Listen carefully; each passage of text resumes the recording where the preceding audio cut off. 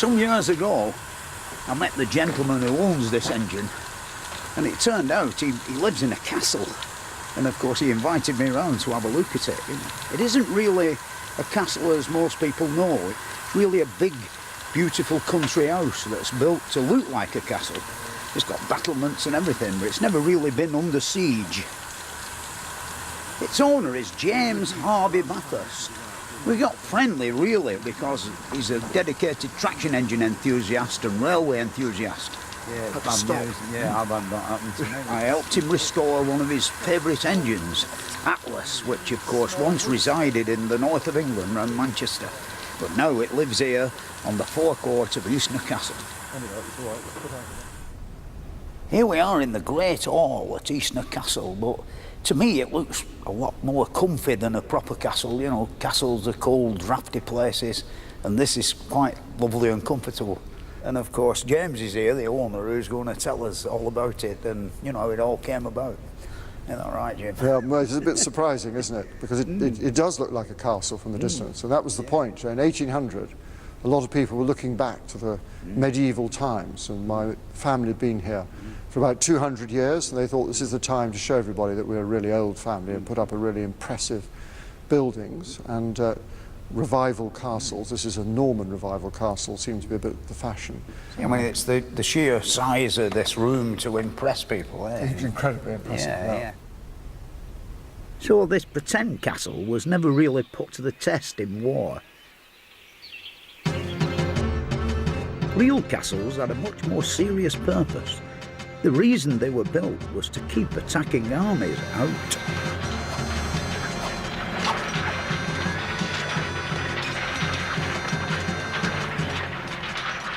So how did something as functional as a castle turn into something as ornate as this? In this series, we're going to look at how things and why things were built, and what sort of tools and materials were used, and how buildings were adapted and altered to meet changing needs. We'll be visiting some of my favourite ancient castles, cathedrals and great houses, as well as more modern things like bridges, tunnels and other great engineering marvels.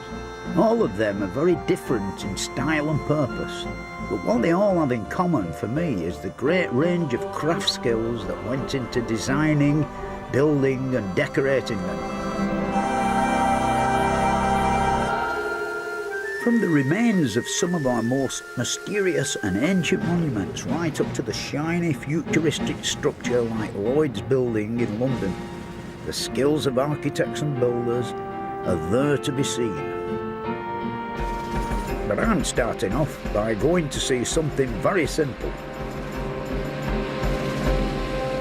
Man's most basic need was to defend himself, and our earliest defensive constructions were great earthworks like the outer banks and ditches that surround Old Sarum in Wiltshire. This huge earthworks were built like in the Iron Age, you know, 500 years BC. It sort of defies all wonder when you think that they had no machinery or anything, you know, it were built by the basic tools and muscle power. I mean, when you think to actually get up there where the defenders were, you'd got to come up this banking over here with whatever you were going to throw at them, which wouldn't be a lot because you'd be knackered by the time you got up here. Then you've got to descend into the valley with the wrath of them men up there throwing great rocks at you maybe, and then of course attempt to get up. It must have been a pretty, you know, impossible place to take. And when you think all that time ago, you know, long time ago, like the forerunner of a castle. But it was all pretty basic. If you want to see real engineering skills on a truly grand scale, you have to wait for the Romans. When the Romans came to Britain, they brought with them a far more sophisticated building techniques than what we'd ever had before, you know. Hadrian's Wall here is the biggest monument that the Roman Empire left behind for us. It stretches right across northern England from Bowness on the Solway Firth to Wall's End on Tyne. Its purpose was to stop the marauding Scotsmen getting across the border. or as Adrian put it, to stop the barbarians getting towards the Romans. And work started in the year of 122 AD, and it took 6 years to build, you know. I mean, they worked bloody hard, you know, it's an amazing piece of work. You can't help but notice how the quality of it all varies, you know, as you go from area to area. Some places the stonework just follows the contours of the hillside, and other places it's beautiful and level, as though that section had some sort of levelling gear. Of all the forts along Hadrian's Wall, Housteads is one of the best preserved. There's examples of nearly everything here, you know. There's the governor's house, the granary, the latrines.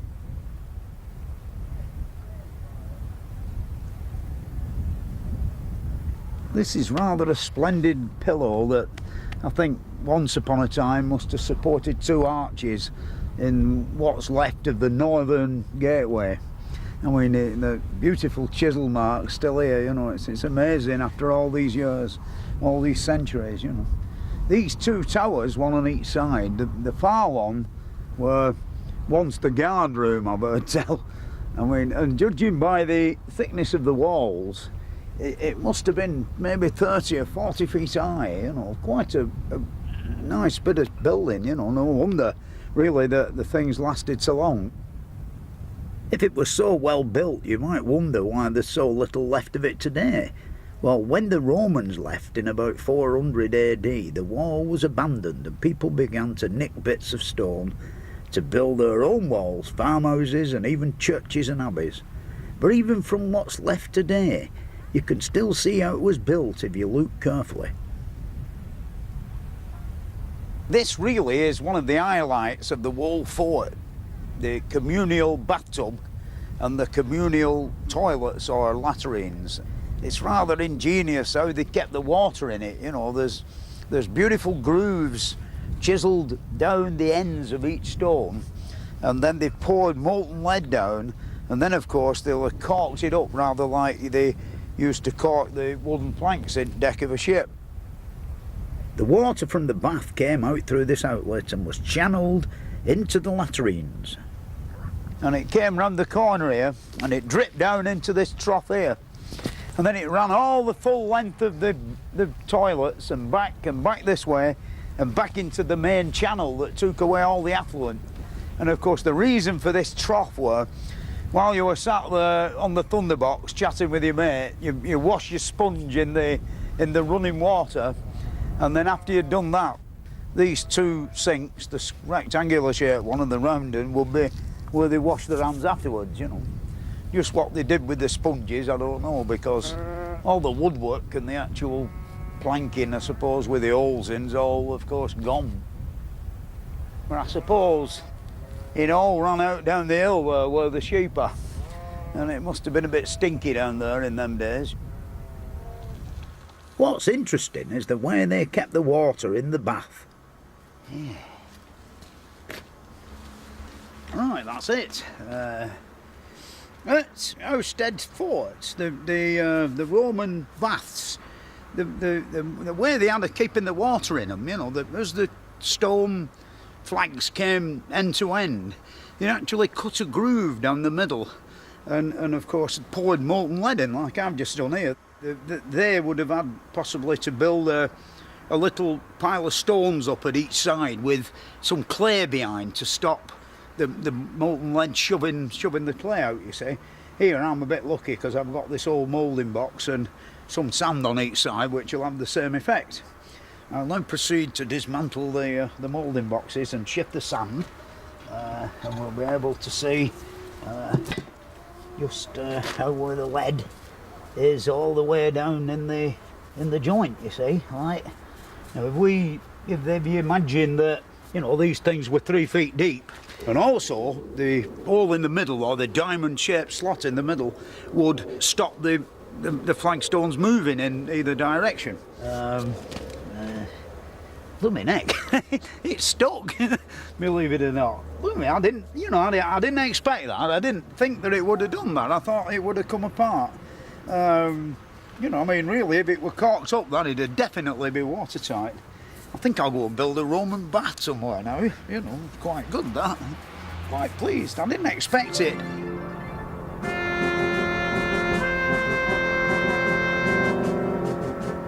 Hadrian's Wall only saw active service for about 300 years, you know. Dover Castle here, one of Europe's strongest fortresses, saw action from the Iron Age up to the Atomic Age almost. And here's Ken, who's the general manager, who's going to tell me why it's such a strategic and important spot, you know. I mean, I know for one thing we're high up. That's a good start. The reason why it's so important is out there. If you look closely, you can just see France. Yeah. You can see France, they can see us. And if they can see us, they want to invade. And this place is really here to protect this country from invasion. Just in case Mr. Bonaparte sets sail. Well, everybody landed here. I mean, this is a natural harbour anyway. You can see the cliffs are quite steep all the way around. And this is really the only place where you can land. So it's probably all started with an Iron Age fort. We had an Iron Age fort up there. On top of that, they built a Roman lighthouse again. So the Romans landed just around the corner from here, and they wanted to invade and to go on from there. So we've got an Iron Age fort, Roman lighthouse. We've got a big Norman keep. World War I, World War II. It covers the whole period of the history. Yeah. The keep was built by Henry II in the 12th century, and with a few modifications, it retained a military role right up to 1945. Henry made Dover into one of the most powerful of all medieval castles. Its great strength was due to the successive rings of defensive walls protecting the keep in the centre. This is the last line of defence. You have to sort of get into the keep itself, and to get out of here, you've got to go across a drawbridge to get to the inner bailey. Yeah. You then got the next wall, which is the inner bailey wall going around. Then you've got the outer bailey, and you can see the ditches. The ditches on both sides go all the way down to the cliffs, and the cliffs are sort of fairly impregnable anyway. You've got 300 foot of sheer drop. Well, there's 300 feet of cliff. We're at the highest point now, so there's 300 feet of cliffs, and we're about 90 feet high anyway. Yeah. So this is the tallest point. Get a good view. You can see France very well now. Yeah. And it was from across that narrow strip of water that the greatest threat always came. So Dover Castle was always heavily fortified, and barrack blocks were built all over the place. At the end of the 18th century, when Britain was at war with France, conditions in the castle became very overcrowded. So the Royal Engineers brought in a company of miners to tunnel into the cliffs and create an underground barracks that accommodated over 2,000 men. After the end of the Napoleonic Wars, they were very little used. This is the Napoleonic staircase. It's a double helix. Yeah, that means like it's two staircases. Two cases, sort of one on top of the other. Yeah. And there's a triple one on the other side of the hill for Western Heights. Yeah. So this is what they And use. just before the outbreak of the Second World War in 1939, they were turned into a bomb-proof command headquarters. Yeah, it's very interesting down here. This is the command centre for the coastal artillery. So, I mean, each of the tunnels had its own use by the different people. The one over there, the one over next to us was the Navy, and Admiral Ramsey had his bit of it in there. Corps Command Coastal Artillery in here, but all the guns and all the radar were all controlled from here. Yeah, I believe the gentleman who planned out and mapped out Dunkirk from somewhere in these tunnels in his little hideaway. The next long tunnel along on the other side of the wall here is the Navy's tunnel. And at the end of that tunnel, that's where Vice Admiral Ramsey, he was initially looking after the Dover Patrol. He was looking after the channel and sort of controlling all the ships going through there. He was the one that masterminded the evacuation of Dunkirk. Altogether, 338,000 men were evacuated from Dunkirk, and over 800 ships brought them back to the safety of Dover. Okay, this is the balcony for the secret wartime tunnels. Interesting thing here is that these are some of the oldest railings in the country. All the railings in World War II were all taken and melted down for guns, but these were here.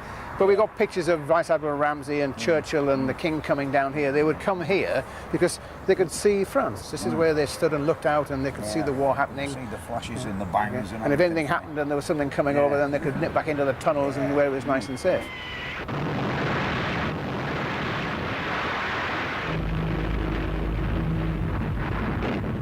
What makes Dover so important is its location, and the places that castles were built were usually determined by geographical features. There's nowhere you can see this better than in Scotland, so I went up to Edinburgh to see Scotland's most famous castle. Edinburgh Castle stands on the sheer crag of Castle Rock, the core of an extinct volcano. It rises 435 feet above sea level, and it's a pretty formidable natural defence. Really, you couldn't build a castle on better foundations, you know, and so high up. That's the interesting thing, you know, on top of this volcano. I mean, even now, when you're down in town and you look up with all these escarpments that have been chiselled on the edge of the rock, it still looks a hell of a long way up. What it must have looked like before, when just this little bit was stuck right on top, you know. You can imagine the enemy turning up and just looking up in the sky and saying, "Sod it, we'll go."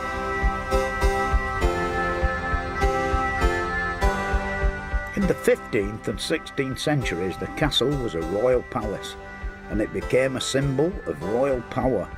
And right up to today, Edinburgh is more than just an historic monument.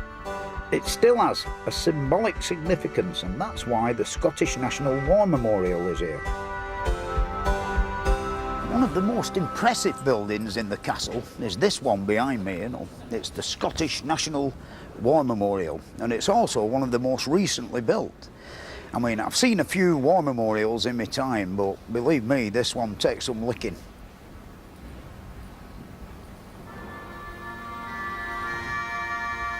Inside this war memorial, there's this magnificent bronze that depicts every aspect of the 1914 war, you know, right from the nurses to the tank regiments and the artillery and the flying machine men, the lot.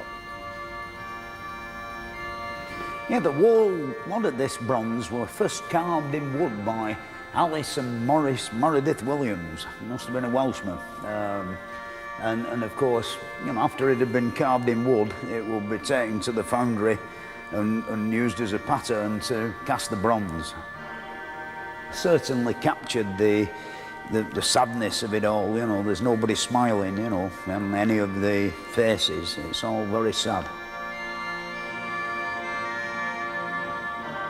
Inside the iron caskets at the centre of the memorial are the names of 150,000 Scots men and women who died in the First World War.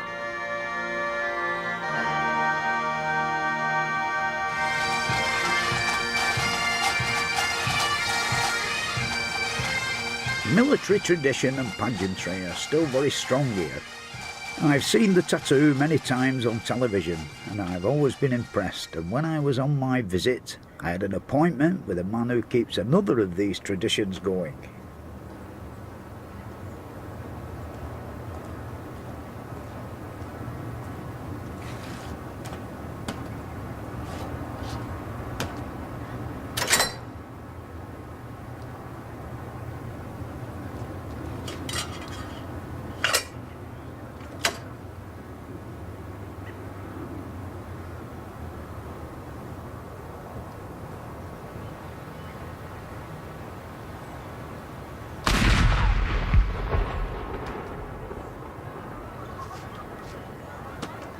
That were exciting, that. Hello, Fred. Yeah, hello there, Tam. How are you doing? Very well. This is Tam the Gun, and every day for the last 21 years he's done that, you know.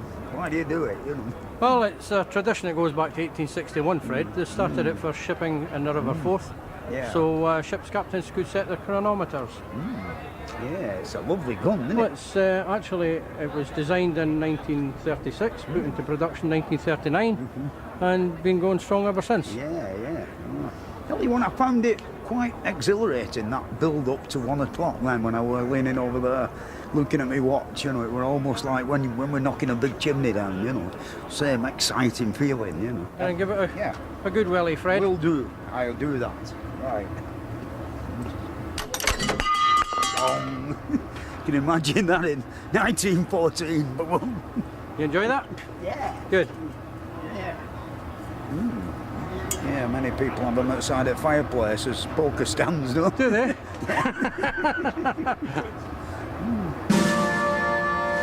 From ceremony and pageantry in Scotland, I went to Wales to see an awesome symbol of military domination. Conway is a classic example of the invincible medieval castle. Edward I was by far our greatest castle builder, and his memorial is the great chain of 8 great stone fortresses that he built here in North Wales in a short space of 25 years. It was the greatest feat of royal building in British history.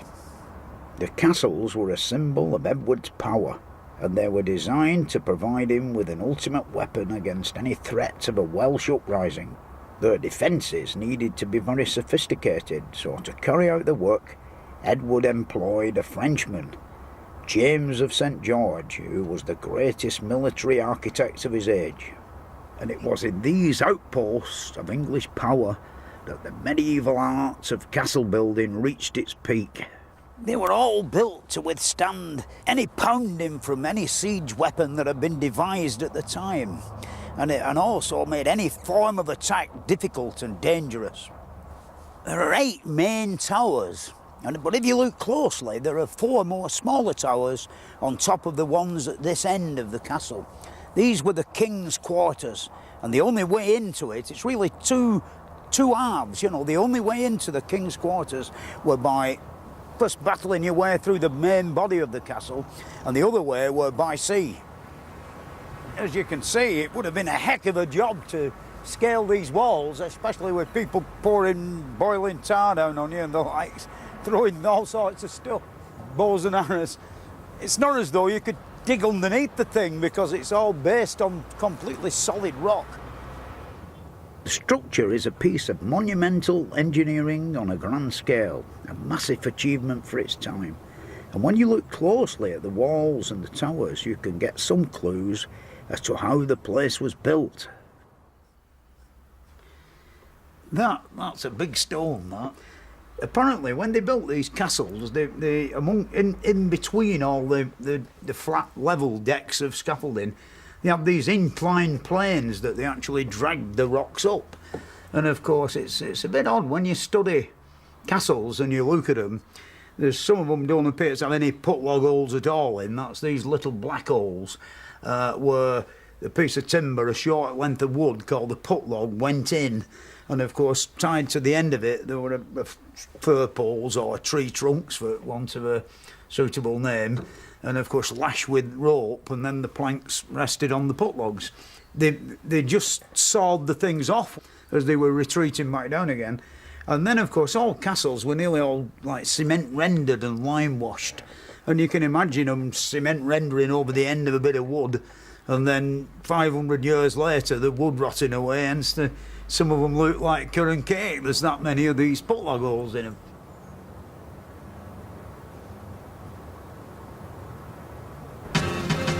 But what must it have been like to attack one of these places? I went to Warwick for a practical demonstration.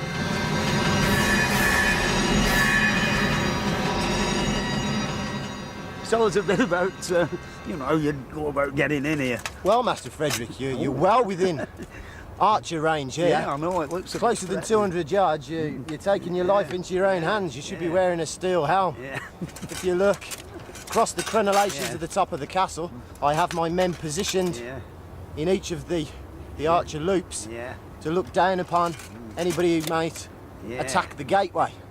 Once we'd got to the drawbridge, and presumably they'd have something made of wood for shelter behind a bit while they started work on it.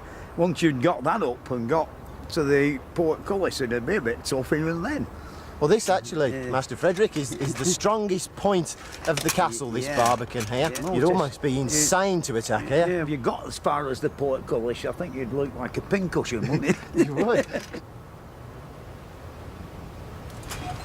Right, Master Frederick, so now we're actually stood within the barbican itself, and assuming that the enemy forces had made it through the mighty oaken doors that rest upon these hinges there. In fact, while they're trying to batter through those, if you look upwards, you're underneath murder holes, Yeah. from which in the floor above people could pour boiling sand or quicklime or burning oil upon to the attackers. But once you've got through this portcullis, there is also doorways surrounding this bottom level of the barbican.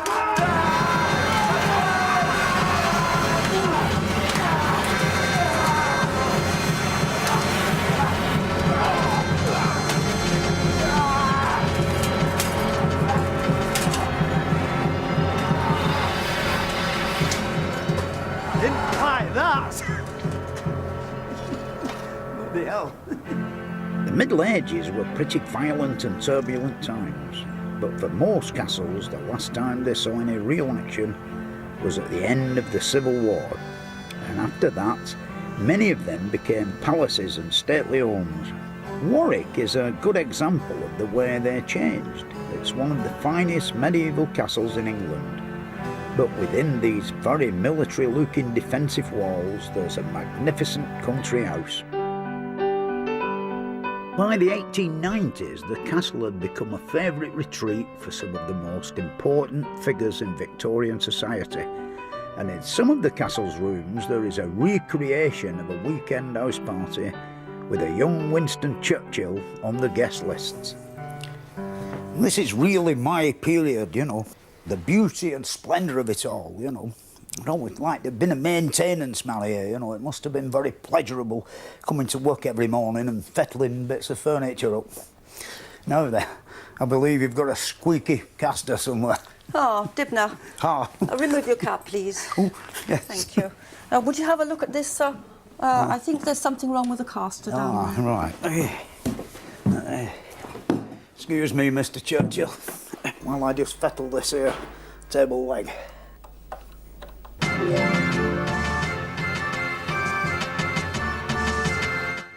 Coming up tonight on BBC Two, an intriguing whodunit. It's a story of murder on the Victorian Railway at 8:15. Next this morning, Alan Titchmarsh discovers all sorts of urban wildlife in the nature of Britain.